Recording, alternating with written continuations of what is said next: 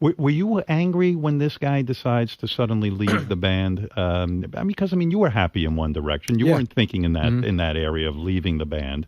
Was that an insult to you? Was that something that he should not have done? Meu consagrado, chega desse discurso te enrolando até a morte. Tá na hora de inglês na prática. São mais de 100 aulas em vídeos, exercícios sem balela, conteúdo offline no app para o celular e um suporte totalmente interativo.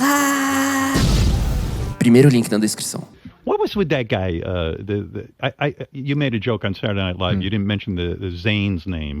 He was the first one to leave One Direction. Yes. You called him Ringo, which I thought was particularly funny. But were you angry when this guy decides to suddenly leave the band? Because you were happy in One Direction. You weren't thinking in that area of leaving the band. Was that an insult to you? Was that something that he should not have done?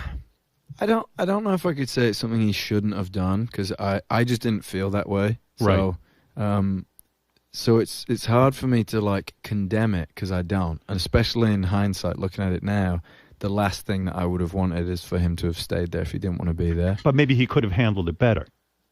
Yeah, I think like it was a shame. It was a shame, and like it was like in a tour, and I think if he'd come to us and maybe kind of discussed it a little more, we might have found a way to kind of do it a little smoother. But ultimately, if you don't want to be there, then you don't want to be there, and But you don't do it in the middle of the tour. You try to be a little professional and say, "Hey, we've sold some tickets here. People are expecting to see us," and then let's sit down and talk about it. I think what you're saying is, even though you're young at that point, there is a way to conduct yourself.